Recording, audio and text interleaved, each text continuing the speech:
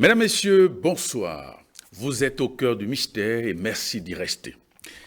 L'imaginaire chrétien attribue un rôle démoniaque au serpent, comme l'atteste le récit de la Genèse.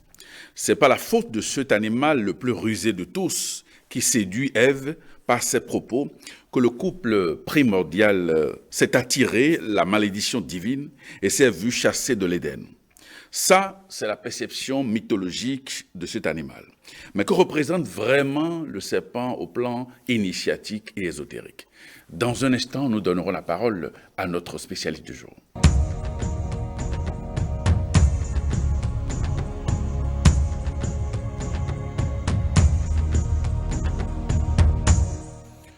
Germain Khaziel, bonsoir.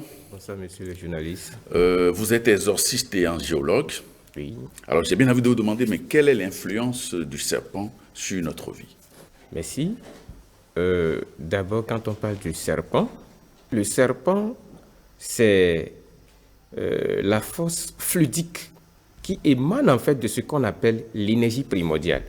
Quand on parle de l'énergie primordiale, vous savez, il y a ce que les Égyptiens appelaient le Noun, l'océan primordial. Et vous venez même encore dans d'autres traditions, on parle là de Adi Purusha. Ça veut dire que l'être primordial, c'est à partir de cet être primordial, le serpent cosmique est sorti. Et ce serpent, en fait, est le véhicule de tout ce qui se trouve dans le cosmos, l'univers et la nature. Donc, le serpent, en quelque sorte, c'est son influence sur notre vie. C'est le serpent qui nous permet soit de se lever pour retourner dans le royaume céleste, soit de nous enchaîner dans ce monde. Si j'entre au fil de l'émission dans des explications, vous allez comprendre que le serpent nous permet soit de retourner au paradis, ce que les chrétiens disent paradis, c'est-à-dire que le nirvana, là où il n'y a pas de souffrance, soit de nous enchaîner dans le monde matériel. Parce que si vous prenez les 4 éléments de la nature, c'est le serpent qui est le véhicule de tous les éléments, de tous les 4 éléments de la nature. Oui. Et sans ce serpent, il n'y a pas de mouvement.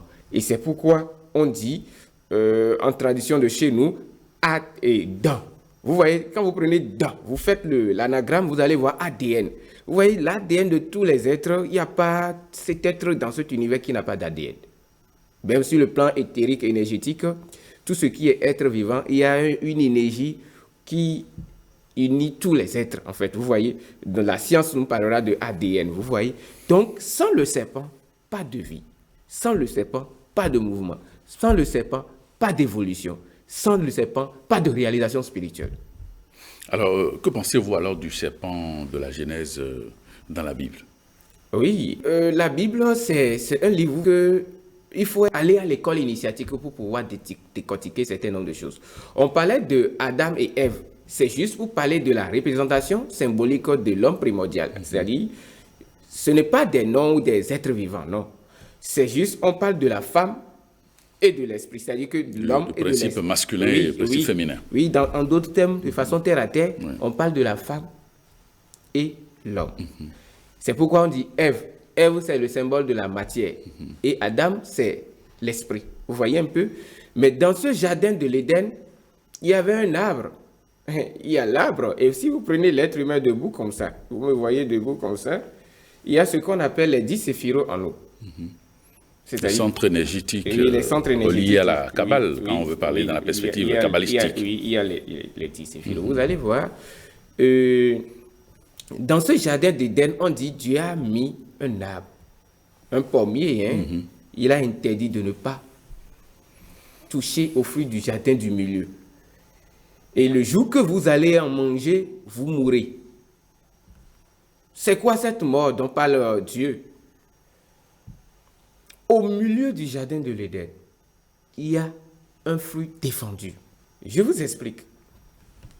Vous savez, quand l'être humain est debout et qu'il nourrit, par exemple, le désir de satisfaire les désirs charnels liés au sens, et savoir l'envie quitte ce qu'on appelle le Muladhara chakra. Ça monte, c'est-à-dire que le premier chakra, le chakra racine, ça monte au niveau du chakra du sexe et le sexe on renvoie à la tête. C'est-à-dire que là, le chakra Ajna chakra qui coordonne le mental, la mémoire, tout et tout, commence par travailler pour provoquer cette envie, pour que cette envie augmente. C'est-à-dire que c'est là on dit le siège de la pensée. En nous se trouve le serpent. Et ce serpent est enroulé dans le dernier chakra que nous appelons le Muladhara chakra. C'est là le siège, son siège de repos. Quand ce serpent se lève, ce serpent monte et vient jusqu'ici. Ce qu'on appelle le 6e sens. Nous n'avons que la connaissance des 5 sens. Mais il y a le 6e sens. Quand le serpent arrive à ce niveau, c'est là on dit, l'esprit a dit. Dans la Bible, vous allez voir, on dit souvent que Dieu a dit. Mais c'est dans le mental. Vous comprenez un peu, c'est pas Dieu parle dans l'oreille de quelqu'un, mais c'est dans le mental. Donc, le serpent de la Bible symbolisait la Kundalini. Et Adam, symbole de l'esprit, Ève, matière. Donc, vous voyez, vous allez voir que les trois représentent les trois piliers. Si vous venez dans la tradition de chez nous, vous allez voir que vous allez trouver toujours ces piliers. Vous allez voir que vous allez dans n'importe quelle maison, on va vous dire que il y a Adam. Vous allez dans la maison, on va vous dire qu'il y a Minona, représentant de Minona. Et vous allez voir qu'il y a représentation de Hoho. Si vous prenez l'arbre de vie, vous allez trouver ce même principe.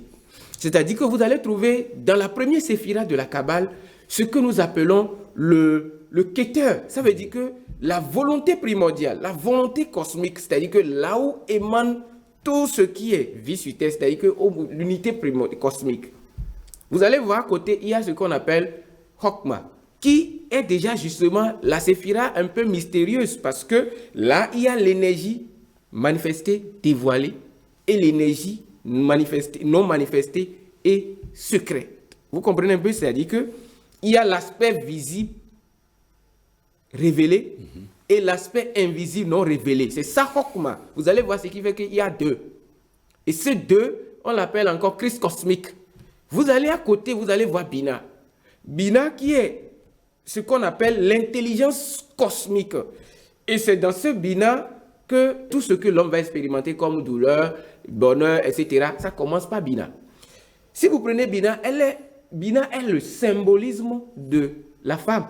Vous comprenez un peu? C'est-à-dire que la prakriti d'en haut, la femme, la matière primordiale d'en haut, qui a fécondé tous les autres séphiros. Donc, quand on prend le jardin de l'Éden, le serpent, c'est la Kundalini, et le serpent a incité les deux êtres primordiaux, en fait, à aller au sens, c'est-à-dire que la jouissance sensuelle, c'est-à-dire que le rapport sexuel. Vous voyez? Mais quand on fait un rapport sexuel et que ce rapport ne nous permet pas d'élever le serpent vers le haut, parce que quand le rapport sexuel est transcendantal, le serpent monte et ça vient au niveau du chakra d'ici, et ça ouvre l'intelligence et ça permet à l'intelligence de grandir. C'est ça on dit le 6e sens.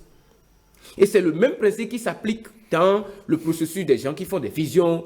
Quand on vous dit que quelqu'un fait l'initiation pour devenir visionnaire, c'est ce serpent qu'on active, qui vient ici. Et si vous observez ceux qui font des visions, vous allez voir souvent que c'est le serpent qui s'élève d'abord avant qu'il ne parle. Si vous observez, vous allez voir.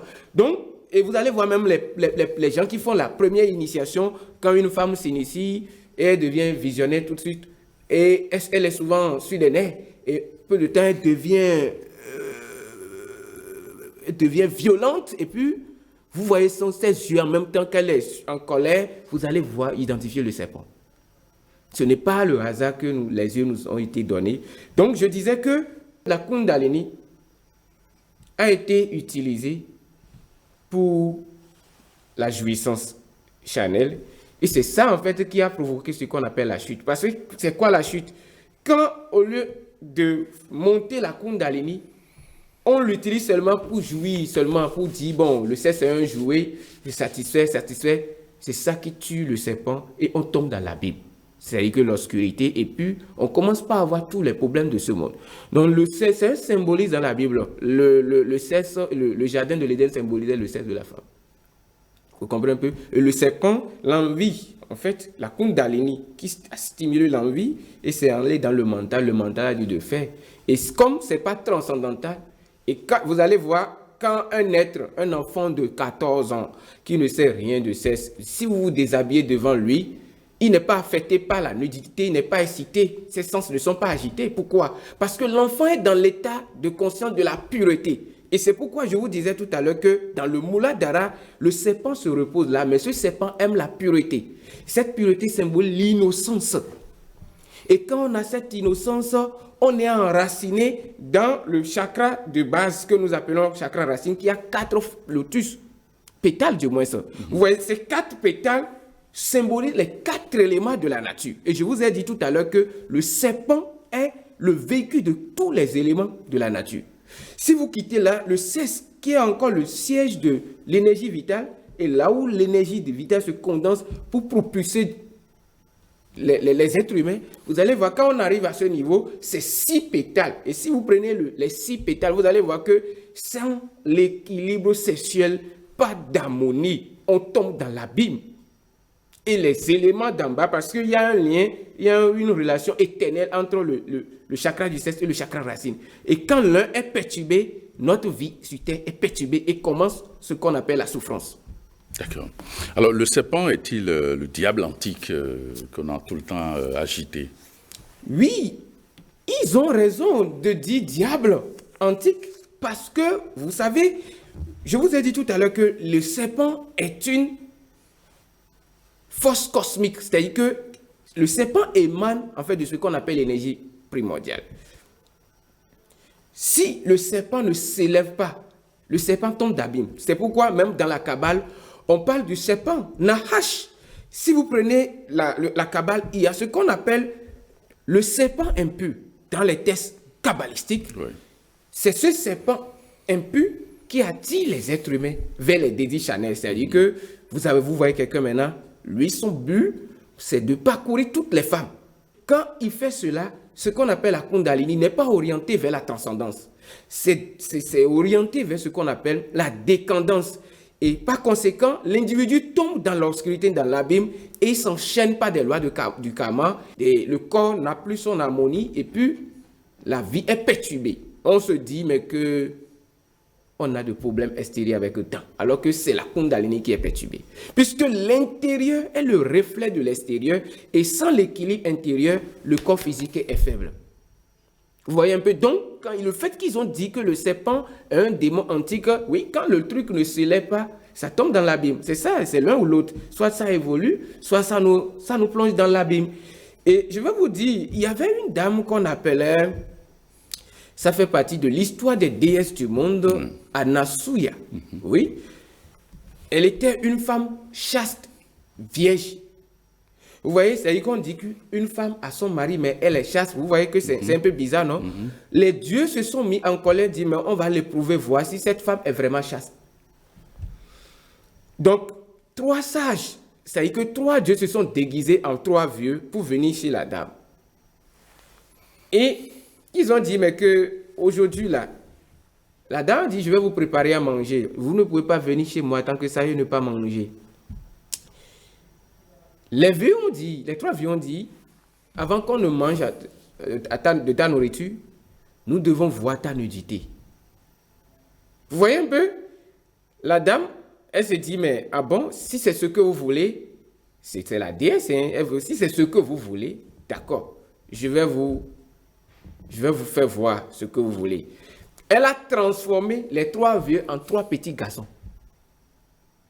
Et elle s'est déshabillée. Vous voyez, quand l'enfant, le bébé ne sait rien de la sexualité des sens, de la jouissance, de la non-jouissance. Ils se sont transformés en 3 petits garçons, elle s'est mise nuit, et puis ils ont vu ce qu'ils voulaient. Après, ils ont mangé, ils sont redevenus des vieux. C'est pour dire que la sexualité est ce qui est le pilier fondamental de l'évolution matérielle spirituelle de l'homme dans ce monde. C'est-à-dire que c'est pourquoi le premier chemin initiatique, on dit de maîtriser les sens. Et quand la non-maîtrise des sens, c'est ça qui nous fait que on s'identifie à la matière et on pose des actions qui nous enchaînent dans le monde matériel parce que on veut tout le temps jouir de la matière, des sens. Or, lorsque le serpent se lève, ce qu'on appelle la Kundalini en nous, et que le sixième sens devient illuminé, on appelle ça l'œil de Dieu, l'œil de vision. Vous allez voir même des loges représentent ça dans un triangle. Ouais. C'est ça l'œil de vision. Sans cet œil divin dans notre vie, quand ça ne s'éveille pas, on s'enchaîne dans les cinq sens. Et on est après redevant devant les lois de la nature. Donc, ceux qui ont dit, le serpent antique, oui, quand ça ne s'élève pas, ça devient démon. D'accord. Alors, quelles sont les différentes, les formes possibles du serpent qui existent? Voilà, c'est une très bonne question. Vous savez, je vous ai dit tout à l'heure, on appelle quelque chose Adi Purusha. Ça veut dire que l'être primordial. Oui. Si vous prenez un être humain, vous voyez, ici c'est mon pilier central. Oui. Vous voyez, ici c'est mon côté droit, mon côté gauche, mon côté droit. Le côté central est dirigé par un serpent cosmique et primordial qu'on appelle Adi Shesha. Ça veut dire le serpent primordial. Oui, en sanskrit. En sanskrit. Ici, c'est dirigé par un serpent également qui a pour nom Vasuki. Et ici, a aussi un serpent qui le dirige, qui a pour nom Tashaka. Ça, c'est un exemple pour vous expliquer que c'est à partir de ces trois serpents, il y a la naissance des serpents terrestres. Vous allez dans la forêt, vous allez trouver les serpents de la forêt. Dans l'eau, il y a le serpent de l'eau. Même dans le feu, il y a le serpent. Parce que même dans certaines traditions et spiritualités, on vénère ces serpents sous le nom de dragon. Je vais vous l'expliquer tout à l'heure. Et dans l'air, il y a aussi ce qu'on appelle le serpent, qui est aussi l'un des conducteurs de véhicules subtils de l'énergie vitale, que nous allons comprendre tout à l'heure. Quand ces trois serpents sont alignés, on dit que l'homme est au complet. C'est-à-dire que le corps physique, l'esprit, l'âme s'équilibrent sur la balance universelle. Et c'est ce faisant, la vie de l'homme et sa spiritualité devient ce qu'on appelle, il devient un homme parfait. Ouais. Et vous allez voir que c'est ça, quand l'homme devient un homme parfait, on le fait, on le représente, il a les deux bras ouverts et en forme du pentagramme, les 5 éléments de la nature, c'est-à-dire que l'esprit en haut et les 4 éléments en bas. Donc c'est quand l'homme arrive à dominer les 5 sens, il a la maîtrise de ces 3 canaux, on dit qu'il est béton. Et là maintenant, il est en harmonie avec ce qu'on appelle le serpent d'en haut. Mais quand l'homme pose des actions qui renversent en fait son pentagramme, c'est-à-dire qu'au lieu de monter, le pentagramme est orienté vers la matière et inversé, il s'attire ce qu'on appelle le serpent impur de ce monde. Et vous allez voir, au fil de l'émission, nous allons comprendre le rôle de ce serpent impur dans ce monde. D'accord. Alors, quel est le lien qui pourrait exister entre le symbole de la pharmacie et le serpent? Le serpent, comme je vous ai dit tout à l'heure, la Kundalini, quand la Kundalini s'élève, et moi je suis d'abord un tantrika, c'est-à-dire que j'ai été initié tantrisme. Oui, non, c'est quand on dit tantrisme aujourd'hui, les spiritualistes et les écoles ont mal traduit les choses. On dit tantri, les gens pensent que c'est le sexe. Non. Quand on parle du tantra, tantrisme, c'est en fait la science qui s'occupe de la Kundalini. Cette Kundalini est ce que nous appelons dans le yoga l'énergie mère qui réside en chacun de nous. Cette énergie mère est serpentine. On l'appelle encore Adi Shakti. Ça veut dire que la mère primordiale. Et vous allez comprendre tout à l'heure pourquoi la déesse, on parle de dents. Vous allez voir, les gens nous disent aujourd'hui qu'il y a dans de l'océan, Mami Sika, etc. Moi, je vais vous expliquer le principe là à partir de la science de yoga. Et nous allons comprendre qu'en réalité, ces dents que nous vénérons, tant qu'on n'a pas la connaissance intime de nos dents en nous, on va se mettre dans des problèmes croyant vénérer des choses à l'extérieur. Je disais tout à l'heure que la pharmacie, vous m'avez demandé la pharmacie, le lien entre le... Oui, la pharmacie, le symbole des pharmaciens. Oui, le symbole de la pharmacie, vous allez voir que c'est une représentation de ce qu'on appelle le caducée d'Hermès. Ouais. Quand vous prenez le caducée d'Hermès, vous allez trouver ça dans l'Ancien Testament de la Bible. Moïse a posé sa baguette magique, s'est transformé en serpent. Pharaon, et les deux serpents se sont combattus pour Moïse à avaler celui du Pharaon. En réalité, c'est pour nous parler de la conjonction des 4 éléments à partir des 2 canaux. C'est-à-dire que le canal droit et le canal gauche. Oui, Pingala et puis oui. Ida. Mais où est ce qu'on appelle le canal du milieu? C'est ça, on ne nous enseigne pas. On nous enseigne qu'il y a la dualité. Mais au-delà de la dualité, il y a ce qu'on appelle l'harmonie. Et l'harmonie n'est pas affectée par la dualité. C'est-à-dire que c'est ce qu'on appelle la connaissance non dualiste. En fait, c'est cette connaissance, c'est ce canal intérieur qui nous amène à ce qu'on appelle le savoir absolu, la spiritualité transcendantale. Parce que ce savoir n'est pas dualiste, mais le gauche et le droit sont dualistes et cherchent toujours à dominer l'un l'autre. La pharmacie, son symbole représente l'un côté du serpent que j'ai défini tout à l'heure. J'ai parlé des 3 serpents primordiaux. Il y a le serpent du milieu, le serpent du gauche, le serpent du côté droit. Mais la pharmacie, parfois vous allez voir le serpent au niveau gauche, du côté gauche, soit côté droit. Ça voudra dire que le caducée d'Hermès n'est pas au complet. Mais ça participe à un canal.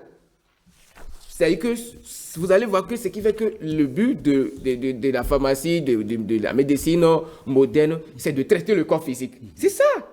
Je vous ai dit tout à l'heure qu'il y a au moins 3, la triade de l'être humain, l'âme, corps et esprit. Quel est maintenant le serpent qui s'occupe de l'âme? Quel est le serpent qui s'occupe maintenant de l'esprit? Parce que l'esprit utilise l'âme comme véhicule. Et l'âme utilise le corps physique comme véhicule. Donc, si la pharmacie s'occupe du corps physique, maintenant, quelle est la science qui va nous permettre de s'occuper de l'âme et de la connaissance avec l'esprit qui ne descend pas dans ce monde? C'est là se trouve le mystère. Donc, oui, ça répond à un principe d'un côté. Maintenant, il reste le second côté et le côté central. Vous comprenez? Donc, c'est ça qu'on appelle dans l'hermétisme le caducée d'Hermès. Alors, le serpent peut-il posséder un être humain? Bien sûr. Vous savez, je vais vous dire quelque chose. Le serpent, on peut l'envoyer à quelqu'un. Qu'est-ce qui se passe? Quand un être humain est vivant et puis il arrive à des moments donnés, il a des blocages. Rien ne va dans sa vie, bien il est tout le temps malade, on fait tout. S'il va consulter, on lui dira qu'il y a un serpent dans sa maison qu'il a négligé. D'accord. Et ils vont lui demander de faire un tampan. On va donner colis du serpent, en fait, que le serpent va lui laisser. La question que vous venez de me poser, ça nous amène à entrer dans un domaine. Quand je parle de serpent d'en haut tout à l'heure, j'ai oublié de vous parler. En fait, on n'a pas détaillé les serpents de la terre. Dans notre monde, si sous la terre, il y a le monde des serpents qu'on appelle Nagaloka, parce que le serpent veut dire Naga dans le sanskrit. Oui. Vous demandez si le serpent peut posséder quelqu'un. Oui. Dans le monde de Nagaloka, qu'est-ce qui se passe? Il y a des serpents qui ont une seule tête, 2 têtes, 3 têtes, 7 têtes, 1000 têtes. Le principe, tout à l'heure, je vous ai expliqué que dans le Muladhara, réside le serpent. Le Muladhara veut dire la racine. Mais la racine d'un arbre ne reste pas en l'air. Ça veut dire que sous la terre. Donc, effectivement, il y a un siège des serpents sous la terre. Quand il veut pleuvoir, par exemple, le serpent qui est dans le monde des Nagaloka, c'est ce serpent qui sort de la terre, qui va ramener ce qu'on appelle le dieu du feu, en fait, le salamandre qui foudroie, qui l'amène sur la terre. C'est pourquoi je vous ai dit que le serpent joue un rôle entre les éléments. Si la voie est bloquée, c'est le feu qui ouvre qui dégage la route. Le serpent, comment ça se passe? Pas des rituels. On peut mettre quelqu'un en contact avec un serpent, et ce serpent le possède. C'est ça la transe. La transe est la manifestation du serpent. Et parfois sous dossier des fantômes. Ce qui fait que même les plus grands les grands visionnaires de ce monde, lorsqu'ils veulent faire des visions, ils commencent par entrer en transe. Parce que le serpent descend en eux. C'est une possession. Parce que là, il y a une présence étrangère qui prend possession du corps afin de vous inciter à dire ce que vous devez dire. L'être humain, comme ça, à tout moment, est manipulé par le serpent. On fait des choses parfois, on se dit, mais tout à l'heure, je m'énerve et je gifle quelqu'un. Et après, on me dit, mais pourquoi tu as fait ça? J'ai dit, mais c'est sous l'effet de la colère. Il y a toujours le serpent qui nous manipule. Ouais. Donc, le serpent peut posséder un être humain. Et vous allez voir même que ce serpent, tel que je vous ai dit, dans le monde souterrain, ces serpents ont de lumière. Parce que là-bas, il n'y a pas de lumière. Le soleil ne l'illumine pas là-bas. C'est un monde obscur. Mais les lumières qui restent sur la tête de ces serpents, c'est ça qui crée ce monde-là. On dit souvent de garder la pureté de Mouladara pour ne pas être victime du serpent impur. Alors, que pensez-vous de ceux qui érigent, disons, des serpents, des statues de serpents un peu partout dans leur maison? Qu'est-ce que cela peut signifier? C'est bon. Vous savez, on dit souvent que rien n'est inutile, mais avant de faire n'importe quelle chose, il faut se poser la question, est-ce que ça là peut m'amener très loin? Parce que le but, c'est d'évoluer. Ne pas se focaliser que sur l'instantané. Ériger ses pensées chez soi, oui, c'est ce qu'on appelle en sanskrit la représentation des statuettes, etc. La murti. Vous voyez un peu, quand on représente quelque chose chez soi et que soi-même, on n'est pas en harmonie avec ce qu'on a représenté, mais ces choses réclament des bagages et des sacrifices, et on aura toujours des problèmes. Moi, je connais des gens qui étaient des praticiens du dent. Mais on dit que ce dent donne la richesse, donne la prospérité, mais ils ne sont jamais heureux. Je vous explique. Le serpent est une énergie primordiale, émane de l'énergie primordiale. Quand on cherche à emprisonner le serpent, quand on cherche à le dompter, quand on cherche à le soumettre, à l'emprisonner pour qu'il puisse servir nos désirs du matériel, qu'est-ce que ce serpent commence par faire? Ce serpent commence par créer des problèmes gauche à droite parce que le serpent est une énergie qui aime la liberté. Vous n'allez pas voir, vous n'allez pas enfermer un serpent chez vous dans les 4 murs de la chambre pour dire que le serpent va être à l'aise. Non, le serpent sera sur les nerfs. Le serpent aime la liberté. Le serpent n'aime pas qu'on l'emprisonne. Donc, représenter la divinité dans chez soi, il y a 2 facteurs. Aux temps anciens, normalement, on n'érigeait pas à la maison les divinités dans. Les divinités dans restent au bord de l'eau, soit dans la forêt. Parce que ce n'est pas bon qu'on érige une divinité dans la maison. Donc, soit ça reste dehors au portail, soit ça reste au bord de l'eau, ça peut être proche de la mer ou bien de la rivière, d'un fleuve, soit dans la forêt. Représenter divinité à la maison, c'est amener des problèmes dans cette maison. Et si vous allez dans toutes les maisons dans lesquelles il se trouve dans les maisons, quelle que soit de génération en génération, un enfant qui n'a rien avec cette divinité, on va dire que c'est la divinité de telle maison, de votre maison qui demande à manger, parce que cette divinité va commencer par vampiriser toute l'énergie des descendants de cette famille. Ce qui fait qu'on dit souvent, avant d'ériger un truc à l'extérieur, il faut passer tout son temps à travailler sur soi-même d'abord. Parce que le serpent est déjà en nous. J'ai parlé tout à l'heure de Vasuki, j'ai parlé de Adi, Shesha, j'ai parlé de Takshaka. Ce sont des serpents qui équilibrent nos canaux. Maintenant, ériger le serpent chez soi, quel est ce genre de serpent? C'est les serpents souterrains? Parce que si c'est les serpents souterrains, c'est des serpents dangereux, agressifs. Ce n'est pas des serpents subtils. C'est des serpents qui vivent dans un monde très obscur. Et quand vous les invoquez dans ce monde, ces serpents vont vous imposer des exigences. Vous allez voir, il y a des genres de trucs là, il y a des interdits. Les interdits que ces serpents vous imposent, ce sont ces mêmes serpents, parce que j'ai dit tout à l'heure que le serpent stimule l'envie, le désir. Ce sont ces serpents qui vont encore vous stimuler à faire ce qu'on vous a interdit et ils vous mangent.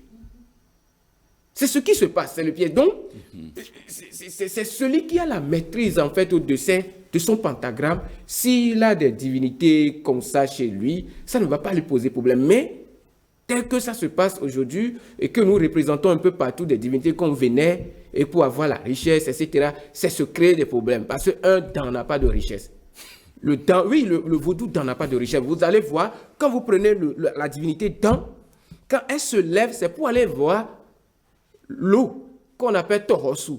Pour prendre la richesse, c'est l'eau qui est le gardien de la richesse. Et si vous prenez l'eau qu'on appelle Varuna chez nous, le dieu de Varuna chevauche un véhicule que nous appelons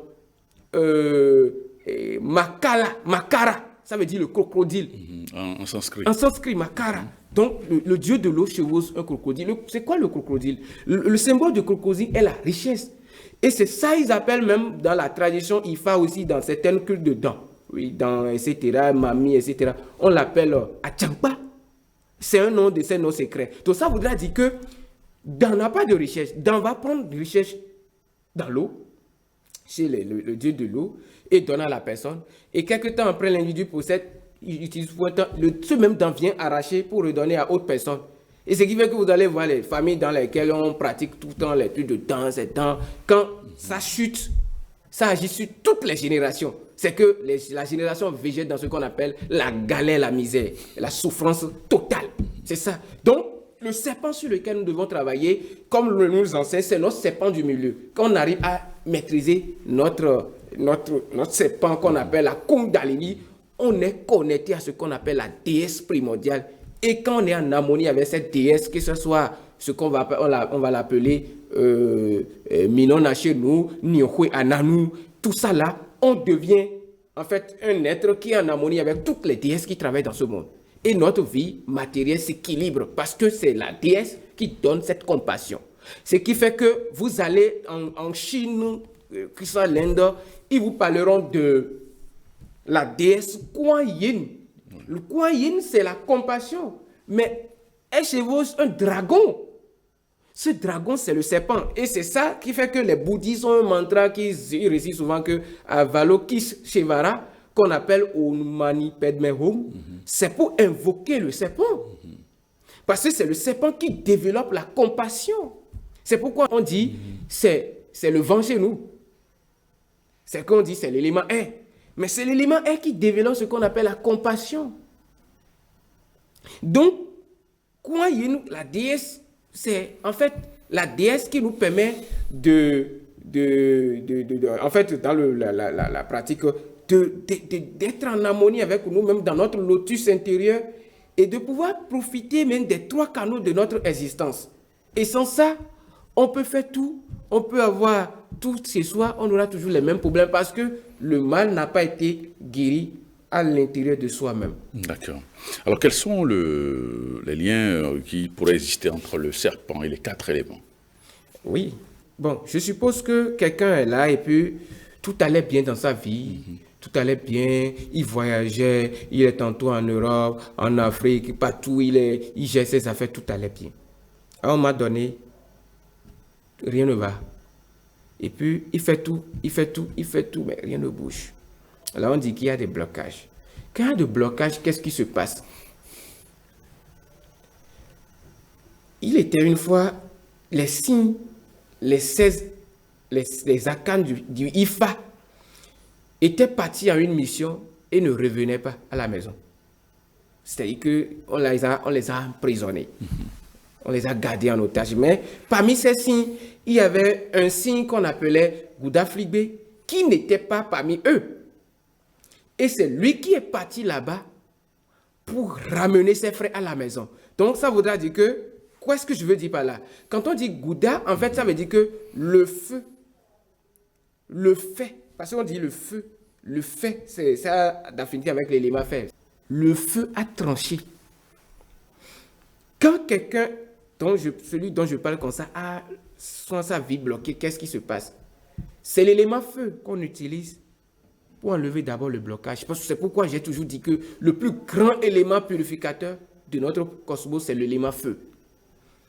Quand le feu dégage la voie, c'est en ce moment le serpent trouve le chemin. Qu'est-ce que je veux dire par là? Vous allez voir que nous parlons de l'alchimie. Quand quelqu'un, en lui, a les canaux bloqués, on lui demande de faire des séances de purification.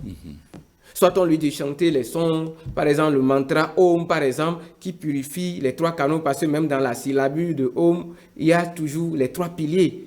Et Brahma, Shiva et Vishnu, qui veut dire encore l'énergie de la préservation, l'énergie de la dissolution de l'univers, l'énergie de la création. Ce sont ces 3 énergies qui se trouvent dans le Om qu'on chante. Ouais. Vous voyez un peu? Donc, quand on chante, c'est quand on veut purifier les canaux, c'est le feu qui purifie les canaux. Ouais. Ce qui fait que quand l'individu se sent purifié en lui, il sent une sensation de feu tout au long de sa colonne vertébrale qui monte jusqu'à la tête. Et quand cette énergie monte, ça devient fraîche. C'est ce qu'on appelle le nirvana. Non. Donc, c'est l'alchimie. Ça voudra dire que quand la voie est fermée, c'est le feu qui nettoie. Et quand le feu est nettoyé, je vous ai dit tout à l'heure au début de l'émission que le chakra de bas repose sur 4 pétales qui symbolisent les 4 éléments de la nature. Donc, quand le feu purifie, nettoie le chemin de la Kundalini, naturellement, les 4 éléments envoient leurs vibrations et l'individu jouit de la plénitude. Mais quand la voie est bloquée, il n'y a pas de nettoyage du feu et il n'y a pas la pureté qui va permettre aux 4 éléments, aux énergies de circuler librement et de parcourir tous les organes, l'être est bloqué et tout baigne en fait dans ce qu'on appelle illusion et souffrance. Donc les 4 éléments ont pour véhicule le serpent. C'est ça en fait ce qui fait qu'on dit le serpent est le conducteur de toutes les divinités. Si vous voulez vous faites un rituel de la terre, vous allumez une bougie verte, vous priez à Dieu de vous ouvrir les portes matérielles, par exemple maintenant. Si cette prière va se lever, si vous allumez l'encens chez nous, dans la spiritualité symbolique, c'est ça, ce qui fait que dans tous les temples spirituels, il y a toujours, comment dirais-je, brûle l'encens. On brûle toujours d'encens parce que l'encens, c'est amant, c'est la feuille. Ouais, donc quand on brûle l'encens, on élève, en fait, c'est le dent qui se lève. C'est ce dent qui amène la prière vers Adipurusha, qu'on peut appeler le Seigneur centrifuge de cet univers qui nous octroie l'élévation spirituelle et qui permet qu'on vienne dans ce monde faire des expériences matérielles, spirituelles, etc. Donc, l'encens amène la prière à se lever vers cette dimension. Mais quand la prière ne s'élève pas, ça réveille les autres serpents, qui sont des serpents qui ont des yeux féroces, agressifs, et qui créent des problèmes. Ce qui fait que le même serpent, encore le symbole de la pharmacie, il y a un lien entre le serpent et la loi spirituelle. D'accord. Alors, l'énergie sexuelle a-t-elle un lien avec le serpent? Oui. L'énergie sexuelle même est ce qu'on appelle la Kundalini. Ouais. Parce qu'il ne faut pas confondre le sexe et l'énergie sexuelle. L'énergie sexuelle, c'est ce qu'on appelle la Kundalini, l'énergie mère qui est en nous. C'est cette énergie mère qui nous permet de perpétuer des vies sur cette terre. Vous allez voir que de nos jours, les gens font des rituels, ils se lavent dans les carrefours, ils font des cérémonies aux divinités, ils disent qu'ils ont des blocages, mais rien ne bouge. Mais si vous consultez leur vie, vous allez voir qu'ils ont simplement le chakra du sexe bloqué. Parce qu'ils ont utilisé là où se trouvent les 6 pétales, en fait, le chiffre 6, et on parle de l'hexagramme. Quand on parle de 6, c'est l'hexagramme. Vous allez voir que c'est là qu'enfermé encore le mystère des Minona, du Fa, Samedi, et même des signes qui disent que le sexe est sacré, la calebasse fermée. Parce que c'est 2 triangles entrelacés qui se trouvent au niveau du sexe. Ça voudrait dire que c'est pourquoi on dit le sexe est sacré. Le sexe de la femme est Minona. Vous voyez un peu? C'est là nous parlons de yoni. Et ce qu'on appelle le Shiva Linga, c'est-à-dire que la représentation de la matrice qui nous permet de contrôler le monde, les 3 mondes, le monde céleste, le monde terrestre et le monde souterrain. Ça se trouve dans la force de la sexualité. Mais pas les rapports sexuels que nous pratiquons de façon déchue. Parce que ces rapports sexuels, juste pour la satisfaction sensuelle, nous enchaînent, nous éloignent de la transcendance et par conséquent, nous bloquons ce chakra. Et quand ce chakra se bloque, on appelle hexagramme les 6 directions. Ça veut dire que les 4 éléments de la nature, le ciel et la terre, c'est ça les 6 directions. Ouais. Donc quand on a des problèmes avec les 6 directions, quels que soient les rituels et les maîtres spirituels, le plus grand qu'ils soient, que l'être humain peut parcourir dans ce monde, il n'aura pas gain de cause. Parce que le sès est le chakra le plus dense. Ce n'est pas pour rien, ce sès peut aider un être humain à venir à l'existence. Ça voudrait dire qu'on doit craindre ce chakra, cette énergie. Mais aujourd'hui, c'est comme un jouet. Et chacun se fait n'importe quoi. Vous allez constater, chacun fait ce qu'il veut dans la société. On se plaint après des blocages. Mais c'est vrai, quand le sès est mal utilisé, on s'attire des problèmes avec le dent. Parce que c'est le dent. Et tous ceux qui ont des problèmes de dents, allez leur poser des questions. Comment ils gèrent leur vie sexuelle? Ils ont des problèmes avec dents. C'est ça. C'est ça, en fait, la science des tantras nous aide à nous aligner dans nos chakras et à connaître qui nous sommes. C'est des sciences qu'on appelle des sciences les plus hautes en matière de spiritualité qui permettent à l'homme de se connecter à sa nature transcendantale. Et sans cette connexion, il peut faire des rites aux demi-dieux, à n'importe quelle entité de ce monde, mais la souffrance va perdurer. C'est ça. Alors, comment est-ce que l'on peut, par exemple, méditer sur l'aspect transcendantal du serpent? Je vous donne un exemple. Quand nous voulons manger, on s'assoit. Ou bien on est ici maintenant, on est en train de parler. Je suis assis comme ça. À quoi ça sert? Et combien de temps ça va nous prendre de respirer? Quand l'être humain ferme les yeux, il commence par inspirer, expirer. Vous allez voir que on dit concentration. Ça veut dire dharana, la concentration. Et quand je dis à quelqu'un de se concentrer pour la méditation, il va dire, ah, je n'arrive pas à me concentrer, des idées m'arrivent dans la tête. C'est ça, en fait, le jeu du serpent. C'est souvent un rusé. C'est pourquoi on dit qu'il est rusé. Parce que il ne permet pas, ce serpent inférieur ne permet pas à l'être humain de s'équilibrer. Mais il faut arriver d'abord à contrôler la respiration. Vous allez voir ici, on expire, et même pas la bouche. Quand l'être humain ferme les yeux, je suppose qu'il a fait comme ça, il fait comme ça. Et il ferme les yeux. Et il respire lentement dans ce nez. Il n'a qu'à faire ça 10 minutes. Et au moins 2 minutes. Il ferme ceci. Il fait la même chose. Il fait la même chose. Il va voir que la conscience va s'apaiser. Quand la conscience s'apaise, il peut réciter tous les jours, ça ne le tue en rien.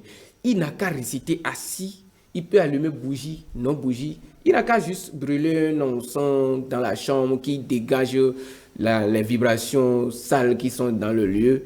Il n'a qu'à réciter la syllabus Om. On appelle ça pranava. Quand il récite 108 fois tous les jours, 108, les 108 nous amènent à 9, qui représentent les 9 séphirotes primordiaux de la Kabbale. La 9e séphira est ce qu'on appelle Yesod, le fondement. Ça nous renvoie au cesse. Oui.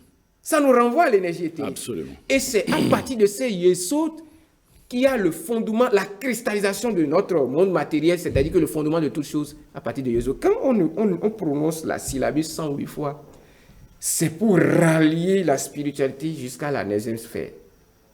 Et quand on arrive là, il le fait tous les jours. L'énergie vitale qu'il perd dans les rapports sexuels inutiles, il se recharge. Ce qui fait que le Om est au commencement de tous les mantras.